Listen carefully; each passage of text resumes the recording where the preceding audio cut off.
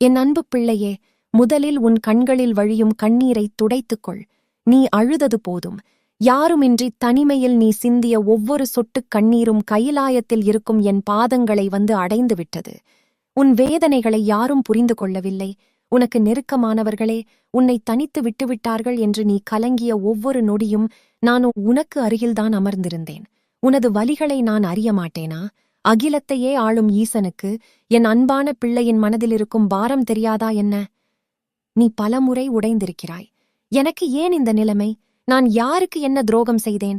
எந்த பாவமும் செய்யாத எனக்கு மட்டும் ஏன் இந்த தொடர் கஷ்டங்கள் என்று பல இரவுகள் தூக்கமின்றி என்னை பார்த்து கேள்விகள் கேட்டிருக்கிறாய்.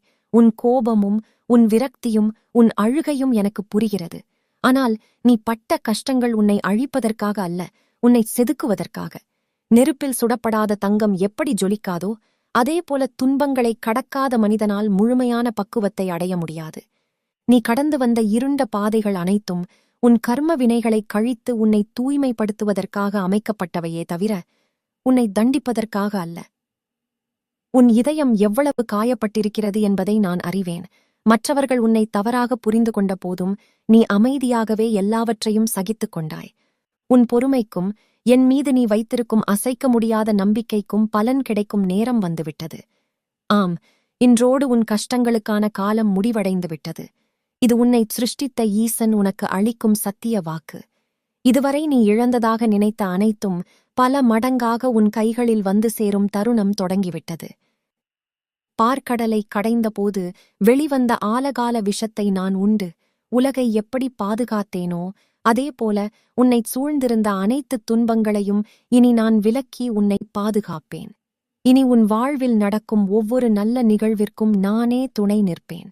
தேய்பிரையாக இருந்த உன் வாழ்க்கை இனி பௌர்ணமி நிலவு போல முழுமையாக பிரகாசிக்கும். ஆகவே இனி வருத்தப்பட வேண்டாம். உன் கடந்த காலத்து துன்பங்களை நினைத்து கவலைப்படுவதை உடனே நிறுத்திவிடு. என்னை முழுமையாக நம்பு. உன் பாரத்தை என் காலடியில் இறக்கி வைத்துவிட்டு நிம்மதியாகச் சுவாசி. உனக்கான புதிய விடியல் இதோ ஆரம்பமாகிவிட்டது. இனி உன் வாழ்வில் ஆனந்தக் கண்ணீர் மட்டுமே வரும். சிவனிருக்க பயமேன்? என் உயிரினும் மேலான பிள்ளையே, உன் செவிகளைத் திறந்து என் வார்த்தைகளை முழுமையாக உள்வாங்கிக் கொள்வாய்கொள். உலகில் நீ சந்தித்த துரோகங்களையும் ஏமாற்றங்களையும் நினைத்து இன்னும் உன் மனம் மருகிக் கொண்டிருக்கிறது அல்லவா? உனக்கு மிகவும் நெருக்கமானவர்கள், நீ உயிராக உறவாக நினைத்தவர்கள் உன்னை நிராகரித்தபோது உன் இதயம் சுக்குநூறாக உடைந்ததை நான் நன்கு அறிவேன். நான் யாருக்கும் எந்த தீங்கும் நினைக்கவில்லையே, மற்றவர்களுக்கு நன்மையை மட்டுமே செய்தேனே, பின் ஏன் எனக்கு மட்டும் இந்த சோதனை என்று நீ பலமுறை குமுறியதை நான் என் கைலாயத்தில் அமர்ந்து கேட்டுக்கொண்டுதான் இருந்தேன். மனிதர்கள் எப்பொழுதும் வெளித்தோற்றத்தையும் செல்வத்தையும் மட்டுமே பார்ப்பவர்கள். ஆனால் அகிலத்தை ஆளும் நான் உன் உள்ளத்தின் ஆழத்தில் இருக்கும் தூய்மையை மட்டுமே பார்ப்பவன். அவர்கள் உன்னை தூற்றியபோது, உன்னை ஒதுக்கி காயப்படுத்தியபோது நீ என் மீது வைத்திருந்த பக்தியையும் நம்பிக்கையையும் மட்டும் கைவிடவில்லை. அந்த ஒற்றை நம்பிக்கைதான் உன்னை இன்று என் மடிக்கு கொண்டு வந்து சேர்த்திருக்கிறது. உன்னை வீழ்த்த நினைத்தவர்கள் கண்முன்னே உன்னை மீண்டும் கம்பீரமாக எழுந்து நிற்கச் செய்யும் நேரம் இது. உன் வாழ்வில் ஏற்பட்ட தடைகளும் தாங்க முடியாத தோல்விகளும் ஏதோ எதேச்சையாக நடந்தவை என்று நினைத்து விடாதே. அவை அனைத்தும் உன் முந்தைய கர்ம வினைகளை கழிப்பதற்காகவும் உன்னை இன்னும் பக்குவப்படுத்துவதற்காகவும் நான் உனக்கு அளித்த சிறிய சோதனைகளே ஆகும். தங்கம் எப்படி நெருப்பிலே கருகாமல் தன் மாசுகளை நீக்கிவிட்டு தூய்மையாக பிரகாசமாக ஒளிர்கிறதோ அதேபோலத்தான் நீயும் இந்த துன்ப நெருப்பில் சுடப்பட்டு இப்போது முழுமையாக தூயவனாகிவிட்டாய். உனக்கு வந்த துன்பங்கள் உன்னை அழிப்பதற்காக அல்ல, உனக்குள் இருக்கும் தேவையற்ற பற்றுக்களை அறுப்பதற்காகவும் உண்மையான உறவுகள் எவை போலி உறவுகள் எவை என்பதை உனக்கு உணர்த்துவதற்காகவே வந்தன. நீ பட்ட ஒவ்வொரு அவமானமும் நீ சிந்திய ஒவ்வொரு துளி கண்ணீரும் உன் முந்தைய கர்மக் கணக்கை தீர்த்துவிட்டது. இனி உன்னை தொடர்வது எந்த தீய வினையும் அல்ல, என் முழுமையான அருளும் முடிவற்ற ஆசியும் மட்டுமே. இரவுகளின் காரிருளில் நீ விழித்திருந்து என்னிடம் மௌனமாகப் பேசிய வார்த்தைகள் அனைத்தும் என் செவிகளை தவறாமல் வந்து சேர்ந்தன. உனது ஆழமான வலிகளை யாரிடமும் சொல்ல முடியாமல் உனக்குள் நீயே புதைத்துக் கொண்டு தனிமையில் அழுதபோது அந்த ஒவ்வொரு கண்ணீர் துளிக்கும் கையிலைநாதன் நான் சாட்சியாக இருந்தேன். உலகமே உனக்கு எதிராக திரும்பி நின்றாலும் ஈசன் நான் உனக்காக என்றென்றும் நிற்பேன் என்ற ஆழமான நம்பிக்கையை நீ ஒருபோதும் இழக்கவில்லை. உன் அந்தச் சத்தியமான தர்மமும் நேர்மையும் உன்னைக் காக்கும் இரும்பு கவசமாக இப்போது மாறிவிட்டன. உன்னை காயப்படுத்தியவர்கள் அதற்கான பலனை காலம் வரும்போது கட்டாயம் அனுபவிப்பார்கள். அதை பற்றி நீ சிந்திக்க வேண்டாம். இனி உன் வாழ்வில் நடப்பவை அனைத்தும் என் சித்தப்படியே நடக்கும். நீ தொட்டதெல்லாம் துலங்கும். நீ நினைத்ததெல்லாம் நன்மையாகவே மங்களகரமாகவே முடியும். இதுவரை நீ கடுமையான முட்களின் மீது வலியோடு நடந்து வந்தாய். ஆனால் இனி உன் பாதைகள் அனைத்தும் மென்மையான பூக்களால் நிரப்பப்படும். நீ எதை இழந்தாயோ, எதை அடைவதற்காக இவ்வளவு காலம் காத்திருந்தாயோ, அவை அனைத்தும் பல மடங்காகப் பெருகி பல புது வடிவங்களில் உன்னை தேடி வரும். உனக்கான நன்மைகளை சரியான நேரத்தில் எவரும் தடுக்க முடியாத வகையில் நான் வழங்குவேன். மற்றவர்கள் உன்னை பார்த்து வியக்கும் அளவுக்கு உன் வாழ்க்கை மிக உயர்ந்த நிலையை அடையப் போகிறது. உன் மனதிலிருக்கும் அந்த பெரும் பாரத்தை அப்படியே என் பாதங்களில் முழுமையாக இறக்கி வைத்துவிட்டு அமைதியாக இரு. உன்னைச் சுற்றியிருந்த தீய சக்திகள், கண் திருஷ்டிகள் அனைத்தும் என் நெற்றிக் கண் பார்வையால் சுட்டெரிக்கப்பட்டு முற்றிலும் விலகிவிட்டன. இனி உனக்கு எந்தவிதமான பயமும் தயக்கமும் வேண்டாம். தெளிவான மனதோடு புதிய உத்வேகத்தோடு உன் அடுத்த கட்டப் பயணத்தை தொடங்கு. உன் நிழலாக, உன் மூச்சாக, உன் வழித்துணையாக நான் எப்பொழுதும் உன்னுடனே இருப்பேன். சிவனின் வார்த்தை இது என்றும் பொய்க்காது. என் உயிரான பிள்ளையே, கைலாயத்தின் சிகரத்திலிருந்து உன்னை நான் கனிவோடு பார்த்து கொண்டிருக்கிறேன். உன் மனதில் இன்னமும் மிச்சமிருக்கும் சிறு சிறு குழப்பங்களையும் எதிர்காலத்தை பற்றிய உன் தேவையற்ற பயங்களையும் நான் முழுமையாக அறிவேன்.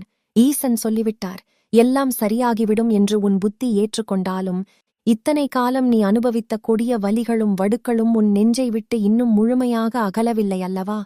பழைய நினைவுகள் அவ்வப்போது வந்து உன்னை அச்சுறுத்துகின்றன என்பதை நான் உணர்கிறேன்.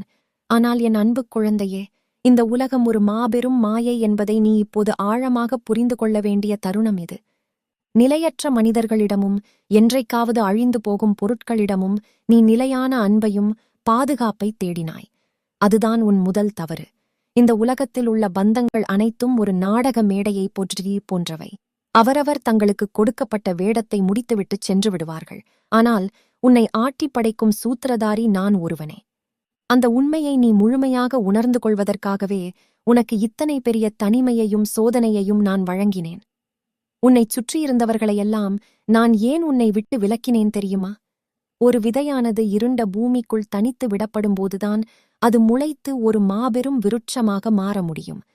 உன்னைச் சுற்றியிருந்த போலியான கூட்டமும் உன்னை பயன்படுத்திக் கொள்ள நினைத்த சுயநலவாதிகளும் உன்னுடன் இருந்தால் உன் உண்மையான சக்தியை நீ ஒருபோதும் உணர்ந்திருக்க மாட்டாய். உன்னை நான் தனிமைப்படுத்தியது உன்னை தண்டிப்பதற்காக அல்ல, என்னுடன் நீ பேச வேண்டும் என்பதற்காகவே.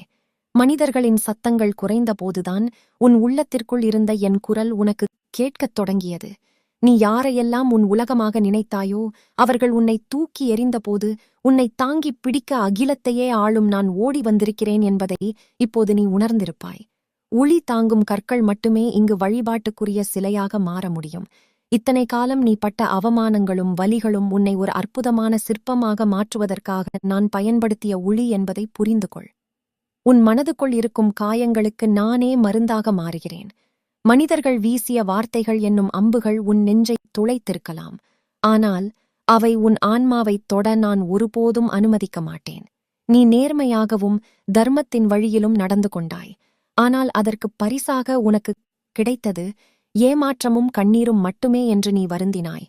ஆனால் தர்மத்தின் தராசு என் கைகளில் இருக்கிறது என்பதை மறந்துவிடாதே. யார் யாருக்கு என்னென்ன பலன்களை எந்தெந்த நேரத்தில் கொடுக்க வேண்டும் என்பதை நான் தீர்மானித்துவிட்டேன். உனக்கு தீங்கு செய்தவர்கள், உன்னை கண்ணீர் சிந்த வைத்தவர்கள் அதற்கான கர்ம பலனை அனுபவிக்கும் காலம் தொடங்கிவிட்டது. ஆனால் நீ அவர்களை பழிவாங்க வேண்டும் என்றோ அவர்களுக்கு அழிவு வர வேண்டும் என்றோ ஒருபோதும் நினைக்காதே. உன் மனதை தூய்மையாகவே வைத்துக்கொள். பழிவாங்கும் எண்ணம் உன்னை மீண்டும் கர்ம வினைகளுக்குள் தள்ளிவிடும். உனக்கான நீதியை வழங்குவது என் பொறுப்பு. நீ உன் பாதையில் அமைதியாகவும் கம்பீரமாகவும் நடைபோடு.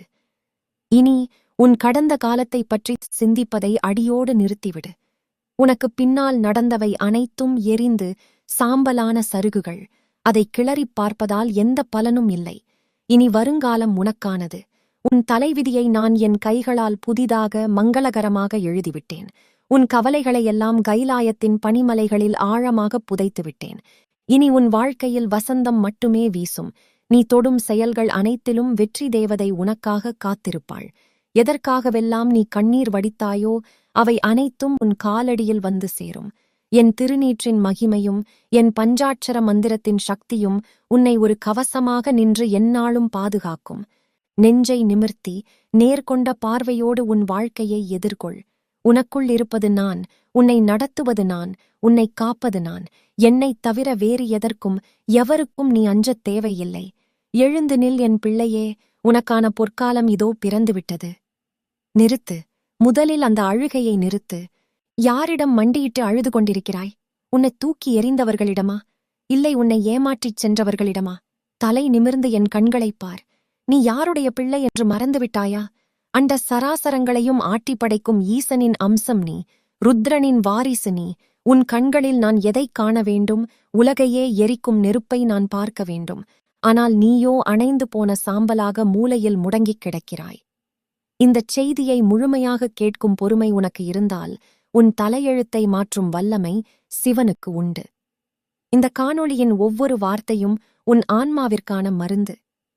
எல்லாரும் என்னை விட்டு போய்விட்டார்கள், எனக்கு யாருமே இல்லை, நான் ஒரு ராசி இல்லாதவன் என்று புலம்புவதற்கு நான் உன்னை படைக்கவில்லை. தனிமை என்பது சாபம் அல்ல, அது ஒரு வரம். சிங்கங்கள் எப்போதும் தனியாகத்தான் வேட்டையாடும், ஆட்டு மந்தைகள்தான் கூட்டமாகச் செல்லும். இன்று உன்னை தேடி நான் வந்திருக்கிறேன். உனக்கு ஆறுதல் சொல்லி தூங்க வைப்பதற்கு அல்ல. உனக்குள் செத்துப்போன அந்த நம்பிக்கையை சாகடித்து புதைத்த அந்த வீரத்தை மீண்டும் தோண்டி எடுப்பதற்கு வந்திருக்கிறேன். இனி வரும் சில நிமிடங்கள் உன் வாழ்க்கையை தலைகீழாக புரட்டிப் போடும் நிமிடங்கள். தயாராக இரு. உன் மனதில் ஓடும் அந்த கேள்வி எனக்குத் தெரியும். சிவபெருமானே, நான் என்ன பாவம் செய்தேன்? ஏன் என்னை இப்படி இருட்டில் தள்ளிவிட்டாய்? ஏன் இவ்வளவு அழுத்தம்? மகனே, மகளே, நன்றாகக் கேள். ஒரு விவசாயி விதையை மண்ணுக்குள் ஆழமாகப் புதைக்கிறான். அந்த விதைக்கு காது கேட்கும் என்றால் அது என்ன சொல்லும்? ஐயோ, இருட்டாக இருக்கிறதே, மூச்சு முட்டுகிறதே, என் மீது மண்ணை போட்டு மூடிவிட்டார்களே, என்னைச் சாகடிக்கிறார்களே என்றுதான் அது அழும். ஆனால் அந்த விவசாயிக்குத் தெரியும், அவன் அந்த விதையை புதைக்கவில்லை, விதைத்திருக்கிறான். அந்த விதை மண்ணின் அழுத்தத்தை தாங்கினால்தான் தன் மேல் ஓட்டை உடைத்துக்கொண்டு வேர்விட்டு வெளியே வந்து மரமாக மாற முடியும். மண்ணுக்குள் இருக்கும் அழுத்தத்தை தாங்காத விதை அங்கேயே அழுகிப் போய்விடும். நீ இப்போது இருக்கும் நிலைமை அதுதான். உன்னைச் சுற்றியிருக்கும் பிரச்சனைகள், கடன் தொல்லைகள், அவமானங்கள், இவையெல்லாம் அந்த மண். நான் உன்னை புதைக்கவில்லை, விதைத்திருக்கிறேன். நீ அழுகிப் போகப் போகிறாயா? இல்லை இந்த அழுத்தத்தை உடைத்துக்கொண்டு விருட்சமாக வளரப்போகிறாயா? வளர வேண்டும் என்றால் வலி இருக்கத்தான் செய்யும். அந்த வலியை எப்படி தாங்குவது என்று ஒரு பறவையிடம் கற்றுக்கொள். பறவைகளின் அரசன் கழுகை பார். அது 70 வருடம் வாழும். ஆனால் அதன் 40வது வயதில் அதற்கு ஒரு மரண அடி காத்திருக்கும். 40 வயது ஆகும்போது அதன் அலகு வளைந்துவிடும், எதையும் கொத்த முடியாது. அதன் நகங்கள் மழுங்கிவிடும், எதையும் தூக்க முடியாது. இங்கு சிறகுகள் கனமாகி ஒட்டிக்கொள்ளும், பறக்க முடியாது. இப்போது அதற்கு 2 வழிகள்தான். ஒன்று, என் காலம் முடிந்தது என்று சாக வேண்டும், அல்லது 150 நாட்கள் நரக வேதனையை அனுபவித்து மறுபிறப்பு எடுக்க வேண்டும். அது எதை தேர்ந்தெடுக்கும் தெரியுமா? வலியை தேர்ந்தெடுக்கும். அது ஒரு உயர்ந்த மலைக்குச் செல்லும். அங்கே போய் தன் வளைந்த அலகை பாறையில் ஓங்கி ஓங்கி அடிக்கும். யோசித்துப்பார், தன் சொந்த முகத்தை பாறையில் அடித்தால் எவ்வளவு வலிக்கும்? இரத்தம் கொட்டும், முகம் சிதைந்து போகும், வலி உயிர் போகும். ஆனாலும் அந்த வலியோடு தன் பழைய அலகை உடைத்து எரியும். பிறகு புதிய அலகு வளரும் வரை பசியோடு காத்திருக்கும். புதிய அலகு வளர்ந்ததும் தன் காலில் உள்ள ஒவ்வொரு நகத்தையும் தானே பிடுங்கி எறியும். இரத்தம் சொட்டச் சொட்டத் தன் நகங்களை பிடுங்கும். பிறகு தன் உடலில் உள்ள கனமான பழைய இறகுகளை ஒவ்வொன்றாக பிடுங்கிப் போடும். 150 நாட்கள் உணவு இல்லை, தண்ணீர் இல்லை, இரத்தம், வலி, தனிமையில் தவம் இருக்கும். ஆனால் இந்த 150 நாட்கள் நரக வேதனை முடிந்த பிறகு என்ன நடக்கும் தெரியுமா? புதிய சிறகுகள் முளைக்கும், புதிய அலகு ஜொலிக்கும். அந்த கழுகு மறுபிறப்பு எடுத்து மீண்டும் வானத்தில் ஒரு ராஜாவாக பறக்கும். அந்த புதிய வாழ்க்கை அதற்குச் சும்மா கிடைக்கவில்லை, அது சிந்திய இரத்தத்திற்கு கிடைத்த பரிசு.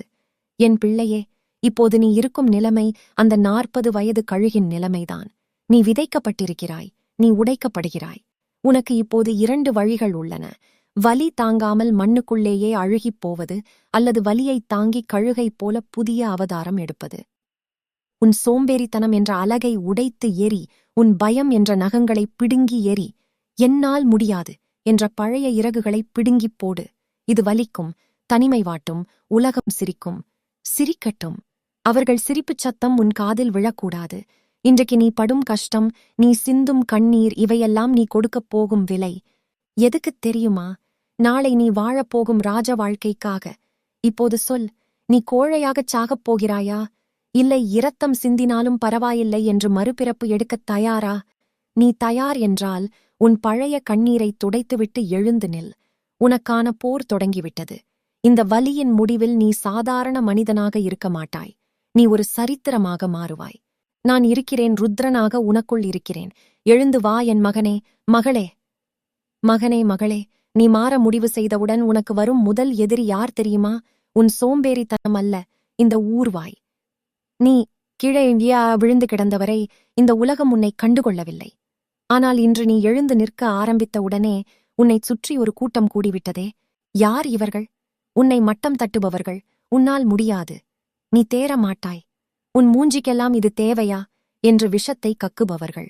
இவர்களுடைய பேச்சைக் கேட்டு நீ சோர்ந்து போய் அமர்ந்தால் நீயும் அவர்களைப் போன்ற ஒரு கோழைதான். இவர்களை எப்படி சமாளிப்பது என்று தெரியுமா? அவர்களோடு சண்டை போடாதே, அவர்களுக்கு பதில் சொல்லாதே, வெறுமனே அவர்களை கடந்து செல். அது எப்படி என்று ஒரு சிங்கத்தைப் பற்றி கூறுகிறேன் கேள். ஒரு சிங்கத்தை கவனித்திருக்கிறாயா? அது காட்டுப்பாதையில் நடக்கும்போது அதன் நடை எப்படி இருக்கும்? தலையை நிமிர்த்தி யாரையும் லட்சியம் செய்யாமல் ஒரு ராஜ நடை நடக்கும். அது போகும் பாதையில் 100 தெருநாய்கள் நின்று அதை பார்த்து குரைக்கலாம், சத்தம் போடலாம். ஆனால் அந்தச் சிங்கம் என்ன செய்யும்? நின்று திரும்பி பார்த்து அந்த நாய்களை பார்த்து தானும் பதில் குரைக்குமா? என்னை ஏன் திட்டுகிறாய் என்று சண்டை போடுமா? மாட்டவே மாட்டாது.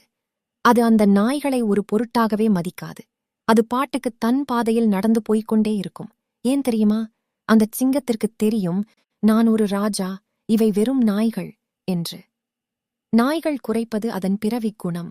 ராஜாவாக நடப்பது சிங்கத்தின் பிறவிக் குணம். என் பிள்ளையே, நீயும் அந்தச் சிங்கத்தைப் போலத்தான் இருக்க வேண்டும். இப்போது உன்னை பார்த்து நீ உருப்பட மாட்டாய் என்று குரைக்கிறார்களே, அவர்கள் அந்த நாய்கள்.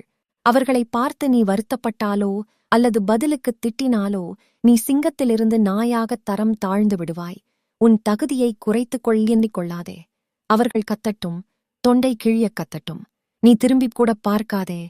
உன் மௌனம் அவர்களுக்கு பெரிய தண்டனை, உன் வளர்ச்சி அவர்களுக்கு பெரிய செருப்படி. நீ உன் வேலையை மட்டும் பார். சிங்கமாக நட, நாய்கள் தானாக ஓடிவிடும். உனக்குள் இருக்கும் சக்தியை உணர்வது முதல் படி.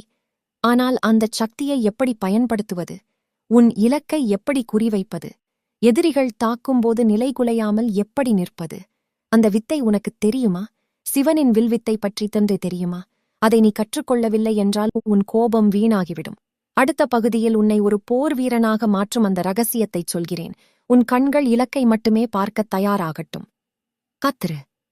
மகனே, மகளே, நீ யார் என்று இப்போது உனக்குத் தெரியும். உனக்குள் ஒரு சிங்கம் தூங்குகிறது என்று தெரியும். உன் காலில் இருந்த கயிறு பொய்யானது என்று தெரியும். ஆனால் இதை தெரிந்து கொண்டதால் மட்டும் நீ ஜெயித்துவிட முடியுமா? முடியாது. கையில் கத்தி இருந்தால் மட்டும் போதாது. அதை எங்கே, எப்படி வீச வேண்டும் என்ற கலை தெரிய வேண்டும். இல்லையென்றால் அந்த கத்தி உன்னையே குத்திவிடும். இன்று உன்னிடம் வேகம் இருக்கிறது, வெறி இருக்கிறது. ஆனால் உன்னிடம் கவனம் இருக்கிறதா? சூரியன் உலகம் முழுவதும் வெளிச்சத்தை கொடுக்கிறது. ஆனால் அந்த வெளிச்சம் காகிதத்தை எரிக்காது. அதே சூரிய ஒளியை ஒரு லென்ஸ் வைத்து ஒரே புள்ளியில் குவித்தால் அது நெருப்பையே உண்டாக்கும். உன் மனமும் அப்படித்தான். உன் சிந்தனைகள் சிதறிக் கிடக்கும் வரை நீ சாதாரண ஆள். அதை ஒரே புள்ளியில் குவித்தால் நீ ஒரு ஆயுதம். அந்த கூர்மையான பார்வையை நீ எப்படி பெறுவது? ஒரு வில்லாளனின் கதையைச் சொல்கிறேன், கேள்வி. இது உனக்குத் தெரிந்த கதையாக இருக்கலாம், ஆனால் இதன் ஆழம் உனக்குத் தெரியுமா? குரு துரோணர் தன் சீடர்களுக்கு வில்வித்தை போட்டி வைத்தார். தூரத்தில் ஒரு மரத்தின் கிளையில் ஒரு மரப்பறவையை வைத்தார். அந்த பறவையின் கண்ணை மட்டும் வீழ்த்த வேண்டும் என்பது போட்டி. முதலில் ஒருவன் வந்தான், வில்லை வளைத்தான்.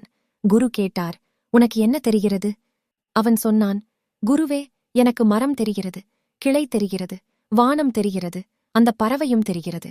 குரு சொன்னார், போ, உன்னால முடியாது, கீழே இறங்கு. அடுத்தவன் வந்தான், உனக்கு என்ன தெரிகிறது? பறவை தெரிகிறது குருவே, அதன் சிறகுகள் தெரிகிறது. நீயும் போ, உன்னாலும் முடியாது. கடைசியில் அர்ஜுனன் வந்தான். வில்லை நாணேற்றினான். கண்கள் இமைக்காமல் கூரியை பார்த்தான். குரு கேட்டார், அர்ஜுனா, உனக்கு என்ன தெரிகிறது? மரம் தெரிகிறதா? கிளை தெரிகிறதா? நான் தெரிகிறேனா? அர்ஜுனன் சொன்னான், இல்லை குருவே, எனக்கு மரம் தெரியவில்லை, கிளை தெரியவில்லை, பறவை கூடத் தெரியவில்லை. எனக்கு அந்த பறவையின் கண் மட்டுமே தெரிகிறது. வேறு எதுவும் என் கண்ணுக்குத் தெரியவில்லை. அவன் அம்பை எய்தான். அது சரியாக பறவையின் கண்ணைத் துளைத்தது. மகனே, மகளே, இன்று உனக்கு என்ன தெரிகிறது? உன் லட்சியம் மட்டும் தெரிகிறதா? இல்லை பக்கத்து வீட்டுக்காரன் பேசுவது, டிவியில் ஓடுவது, இன்ஸ்டாகிராமில் வருவது எல்லாம் தெரிகிறதா? எல்லாவற்றையும் வேடிக்கை பார்ப்பவன் எதையும் சாதிக்க மாட்டான். உனக்குத் தேவை அர்ஜுனனின் பார்வை. உன் இலக்கு எதுவோ அது மட்டும்தான் உன் தூக்கத்தில், விழிப்பில், உணவில் தெரிய வேண்டும். மீதியெல்லாம் குப்பை. அந்த குப்பையை உன் கண்ணிலிருந்து எடுத்துப் போடு. அப்போதுதான் இலக்கு துல்லியமாகத் தெரியும். சரி, இலக்கை வைத்துவிட்டாய். அடுத்தது என்ன? ஒரே நாளில் வெற்றி கிடைத்து விடுமா? ஒரு பெரிய பாறையைப் பார். அது எவ்வளவு கடினமானது, இரும்பை விட வலிமையானது. ஆனால் அந்த பாறையை ஒரு நதி எப்படி உடைக்கிறது என்று பார்த்திருக்கிறாயா? தண்ணீர் மிகவும் மென்மையானது. அதை கையில் கூட பிடிக்க முடியாது.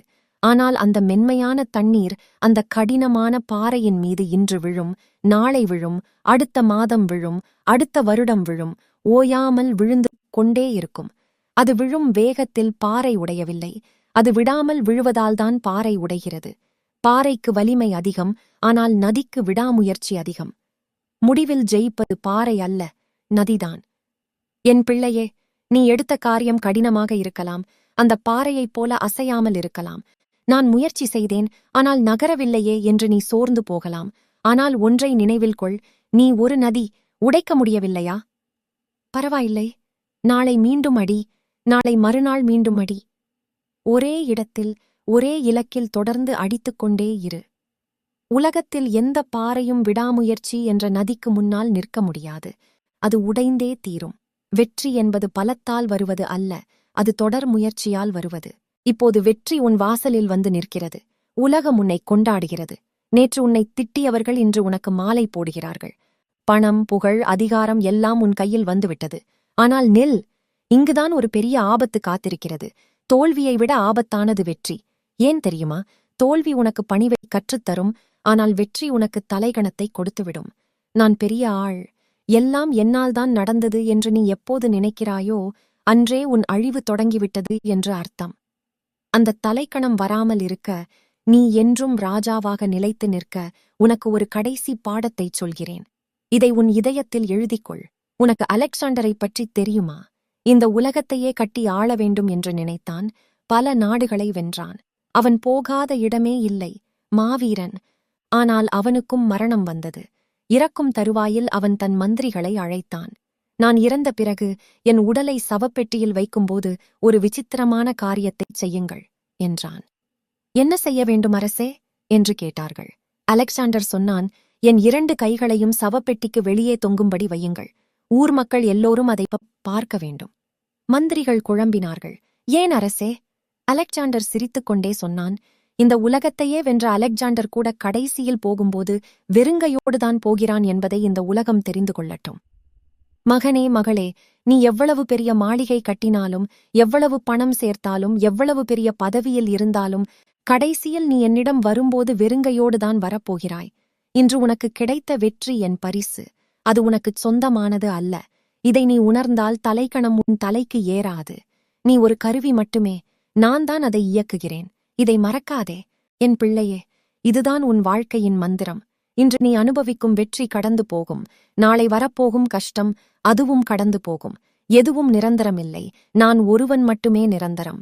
இதை புரிந்து கொண்டவன் வெற்றியைக் கண்டு ஆடவும் மாட்டான், தோல்வியைக் கண்டு வாடவும் மாட்டான்.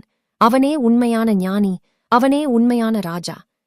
இப்போது சொல், நீ வெறும் வெற்றியாளனா, இல்லை ஞானம் பெற்ற ராஜாவா? உன்னிடம் இப்போது எல்லாம் இருக்கிறது. வலிமை, நம்பிக்கை, கவனம், விடாமுயற்சி, பணிவு. இந்த 5ம் சேர்ந்த உருவம்தான் நீ. இனி உன்னை தோற்கடிக்க இந்த அண்டத்தில் யாராலும் முடியாது. போ மகனே, மகளே, உன் வாழ்க்கையை வாழ்ந்து பார். ஒவ்வொரு நொடியையும் செதுக்கு. கஷ்டம் வந்தால் இது என் வளர்ச்சிக்கான பாடம் என்று நினை. வெற்றி வந்தால் இது இறைவனின் பரிசு என்று நினை. நீ தனியாக இல்லை. உன் மூச்சுக் காற்றில் நான் இருக்கிறேன். உன் இதயத் துடிப்பில் நான் இருக்கிறேன். உன் நம்பிக்கையில் நான் இருக்கிறேன். எழுந்து நில். உலகம் உன் வருகைக்காக காத்திருக்கிறது. தர்மத்தின் வழியில் நட, வெற்றியை நிலைநாட்டு. என் உதிரத்தில் கலந்த உயிரே, உன் நெஞ்சின் மிக ஆழத்தில் எவருக்கும் தெரியாமல் நீ புதைத்து வைத்திருக்கும் அந்த அடர்த்தியான ரணங்களை இப்போது நான் என் கைகளால் தொடப்போகிறேன். உலகத்தின் கண்களுக்கு நீ புன்னகையை சுமந்து கொண்டு தைரியமாக நடமாடினாலும் தனியறையில் அடைபட்டு முகம் புதைத்து நீ எவ்வளவு தூரம் உடைந்து சிதறியிருக்கிறாய் என்பது இந்த கையிலைநாதனுக்கு மட்டுமே தெரியும். என்னை ஆழமாக புரிந்து கொள்ள, என்னை நெஞ்சோடு அணைத்து ஆறுதல் சொல்ல இந்த அகிலத்தில் ஒரு ஜீவன் கூட இல்லையே என்று நீ விம்மி விம்மி வெடித்த ஒவ்வொரு முறையும் அரூபமாக வந்து உன் தலை கோதி உன்னை ஆறத் தழுவியது நான்தான் என் பிள்ளையே. உன் கண்ணீரின் சூடு இன்னும் என் மார்பில் தகித்துக் கொண்டுதான் இருக்கிறது. அன்பிற்காக நீ கையேந்தி நின்ற நேரங்களில் எல்லாம் உனக்கு கிடைத்தது வெறும் புறக்கணிப்புகளும் காயங்களும் மட்டுமே. உன் தூய்மையான அன்பை அவர்கள் ஒரு பலவீனமாக பார்த்தார்கள். நீ கொடுத்த மரியாதையை அவர்கள் அலட்சியமாக மிதித்துச் சென்றார்கள். நான் என்ன பாவம் செய்தேன் ஈசனா? ஏன் என்னை இப்படி அனாதையாக தவிக்க விடுகிறாய் என்று என் சந்நிதியில் நீ கேட்ட கேள்விகள் என் இதயத்தையே பிளந்தன. ஆனால் என் அருமை பிள்ளையே, உன்னை நான் அனாதையாக விடவில்லை. என்னை மட்டுமே நீ நாடி வரவேண்டும் என்பதற்காகத்தான் அந்த போலி உறவுகளிடமிருந்து உன்னை நான் அனாதையைப் போல பிரித்தெடுத்தேன். அவர்கள் உன்னை ஏமாற்றவில்லை. உலகத்தின் தற்காலிகமான அன்பை விட ஈசனின் நிலையான பேரன்பு எவ்வளவு பெரியது என்பதை உனக்கு உணர்த்துவதற்காகவே அவர்கள் உன்னை விட்டு விலக்கப்பட்டார்கள். என் நெஞ்சோடு கலந்த அன்பு பிள்ளையே, உன் விழிகளின் ஓரத்தில் இன்னும் அந்தச் சிறு பயம் ஒட்டிக்கொண்டிருப்பதை என் கண்கள் பார்க்கின்றன. ஈசன் சொல்லிவிட்டார். ஆனால் இது நிஜம்தானா? மீண்டும் அந்த இருள் என்னைச் சூழ்ந்து கொள்ளுமா? மீண்டும் நான் வீழ்ந்து விடுவேனா என்று உன் அடிமனம் இன்னும் பதறுகிறது அல்லவா? அந்த பதற்றத்தை இப்போதே இந்த நொடியே மூச்சுக்காற்றோடு வெளியேற்றிவிடு. நான் அகிலாண்ட கோடி பிரம்மாண்ட நாயகன். என் உதடுகள் உதிர்த்த வார்த்தை ஒருபோதும் பொய்க்காது. ஒருமுறை நான் உனக்கு அடைக்கலம் கொடுத்து விட்டேன். இனி கால நாளும் உன்னை நெருங்க முடியாது. உன்னைச் சுற்றி என் அருளால் ஒரு மாபெரும் நெருப்பு வளையத்தை நான் அமைத்து விட்டேன். இனி எந்த தீய சக்தியும், எவருடைய வஞ்சகமும், எந்த திருஷ்டியும் உன்னை ஒரு சிறு துரும்பளவு கூட அசைக்க முடியாது. இத்தனை காலம் நீ பட்ட அவமானங்களும், உன் முதுகுக்குப் பின்னால் வீசப்பட்ட பழிச்சொற்களும் உன் நெஞ்சை எவ்வளவு தூரம் கிழித்திருக்கும் என்பதை நான் அறிவேன். இரக்கமில்லாமல் உன்னை நடுத்தெருவில் நிற்கதியாக விட்டவர்கள், உன்னை ஒரு பொருட்டாகவே மதிக்காதவர்கள், நாளை உன் விஸ்வரூப வளர்ச்சியைக் கண்டு சிலையெனச் சமைந்து நிற்பார்கள். உன்னை வீழ்த்த நினைத்தவர்களின் கர்வத்தை என் திரிசூலம் சுக்குநூறாக உடைத்து எரிந்துவிட்டது. ஆனால் என் அருமை பிள்ளையே, நீ அவர்களை திரும்பி பார்த்து பழிவாங்க நினைக்காதே. அவர்களை மன்னித்துவிடும் அளவுக்கு உன் உள்ளத்தை உயர்த்து. உன் மன்னிப்பே அவர்களுக்கு நான் கொடுக்கும் மிகப்பெரிய தண்டனையாக இருக்கும். உனக்கான நீதியை நீ எதிர்பார்க்காத உச்சத்தில் வைத்து நான் உனக்கு வழங்குவேன். நீ அமைதியாக வேடிக்கை மட்டும் பார். உன் கைகளில் உள்ள தலையெழுத்தை நான் என் திருக்கரங்களால் மங்களகரமாக மாற்றி எழுதிவிட்டேன். இத்தனை காலம் நீ ரத்தம் சிந்த நடந்த கரடு முரடான பாதைகள் அனைத்தும் இப்போது வாசம் வீசும் மலர்வனமாக மாறிவிட்டன. நீ உறங்கும்போது உன் தலைமாட்டில் அமர்ந்து உன் கண்ணீரை துடைத்து உன்னை அரவணைத்து தூங்க வைப்பது நான்தான். விழித்திருக்கும்போது உன் நிழலாகத் தொடர்வதும் நான்தான். உன் பிரார்த்தனைகள், உன் மௌனக் கண்ணீர், உன் பெருமூச்சுகள் அனைத்தும் என் கையிலாயத்தின் கருவறையையே உலுக்கிவிட்டன. இனி உனக்காக இந்த அண்ட சராசரமும் வளைந்து கொடுக்கும்படி நான் கட்டளையிட்டுள்ளேன். நீ கேட்கும் முன்பே உனக்கான தேவைகளை என் கரங்கள் உன்னிடம் கொண்டு வந்து சேர்க்கும். நீ தொடங்கும் ஒவ்வொரு செயலிலும் என் ஆசி முழுமையாக இருக்கும். ஆகவே என் செல்லப் பிள்ளையே, உன் கவலைகள், கண்ணீர், கஷ்டங்கள் அனைத்தும் இன்றோடு, இந்த வினாடியோடு முற்றிலுமாகச் செத்து மடிந்துவிட்டன. உன் வாழ்க்கையில் இனி வசந்தம் மட்டுமே வீசும், ஆனந்தம் மட்டுமே தங்கும். என் நெற்றிக்கண் ஒளியால் உன் வாழ்வின் அத்தனை இருளையும் சுட்டெரித்து விட்டேன். இனி உனக்கு பயம் எதற்கு, தயக்கம் எதற்கு? உன் ஒவ்வொரு அடியையும் கம்பீரமாக எடுத்துவை. சிவகவசமாக நான் உன்னைச் சுற்றியிருக்க, உலகமே உன்னை எதிர்த்தாலும் உனக்கு வெற்றி மட்டுமே கிட்டும். நிமிர்ந்து நில் என் தங்கம், ஈசன். நான் உனக்கு பின்னால் மாபெரும் மலை போல் நிற்கிறேன். என் ஆத்மார்த்தமான அன்பு குழந்தையே, இது வெறும் ஆறுதல் வார்த்தைகள் அல்ல, அண்ட சராசரங்களையும் ஆளும் பரம்பொருளின் இறுதிச் சத்திய வாக்கு. உன் செவிகளை மட்டுமல்ல, உன் ஆன்மாவையும் முழுமையாகத் திறந்து வைத்துக்கொண்டு இதைக் கேள். இத்தனை காலம் நீ சுமந்த நெருப்புச் சிலுவைகள் அனைத்தும் இன்று மலர் கிரீடங்களாக மாறி உன் சிரசை அலங்கரிக்கப் போகின்றன. உனது பொறுமை என்னும் பெரும் தவத்திற்கு ஈசன் நான் முற்றிலுமாக இறங்கிவிட்டேன். கைலாயத்தின் பனிமலைகள் கூட உருகிவிடும் அளவுக்கு உன் கண்ணீரின் வெப்பம் என்னை வந்து தாக்கியது. உன்னைச் சுற்றிலும் காரிருள் சூழ்ந்ததாக நீ பயந்து நடுங்கினாய் அல்லவா? அந்த இருள் உன்னை விழுங்குவதற்காக வரவில்லை என் கண்ணே. தாயின் கருவறை இருளைப் போல உன்னை ஒரு புதிய பிறவியாக, அசைக்க முடியாத வலிமையான ஆளுமையாக உருமாற்றுவதற்காகவே நான் கொடுத்த இருள் அது. அந்த பிரசவ வேதனை இன்றோடு, இந்த வினாடியோடு முடிந்துவிட்டது. இனி உனக்கான பிரகாசமான உதய காலம் பிறந்துவிட்டது. இது அகிலத்தை ஆளும் ஈசனின் வாக்கு. பஞ்சபூதங்களும் இதற்குச் சாட்சி. கால பைரவனே உனக்கு காலக்காவலாக நிற்பார். நந்தியம் பெருமானின் மூச்சுக் காற்று உனக்கு அரணாக இருக்கும். உன் மனக்கவலைகள், வீணான பயங்கள் அனைத்தையும் இந்த வினாடியோடு தூக்கி எறிந்துவிட்டு, நெஞ்சை நிமிர்த்தி, முகத்தில் புன்னகையோடு உன் புதிய வாழ்க்கையைத் தொடங்கு. உனக்குள் நான் இருக்கிறேன். உனக்காகவே நான் இருக்கிறேன். உன் மூச்சாக, உன் உயிராக, உன் என்றென்றைக்கமான வழிகாட்டியாக இந்தச் சிவபெருமான் உன்னோடு இருப்படேன். 5 எழுத்து மந்திரத்தை நெஞ்சில் நிறுத்து. அகிலம் முழுவதையும் நீ வெல்வாய். சிவனிருக்க பயமேன். எழுந்து வா என் வீரப்பிள்ளையே. மாபெரும் வெற்றிகள் உனக்காக காத்து கிடக்கின்றன. ஈசனின் இந்த 6 பகுதிகளாக அமைந்த ஆழமான, உருக்கமான அறிவுரைகள் உங்கள் வாழ்வில் புதிய ஒளியையும், அசைக்க முடியாத நம்பிக்கையையும் தந்திருக்கும் என நம்புகிறேன். உங்கள் எதிர்காலம் மிகச் சிறப்பாக அமைய என் மனமார்ந்த வாழ்த்துக்கள். இந்த ஆன்மீகப் பயணம் உங்களுக்கு பிடித்திருந்தால் மறக்காமல் நமது சேனலை சப்ஸ்கிரைப் செய்து வைத்துக் கொள்ளவும். ஈசனின் இந்த ஆறுதல் வார்த்தைகள் உங்கள் மனதின் காயங்களை ஆற்றியிருந்தால், முழு நம்பிக்கையோடு ஓம் நம சிவாய அல்லது சிவாய நம என்று கமெண்டில் பதிவிட்டு ஈசனின் ஆசியை முழுமையாகப் பெறுங்கள்.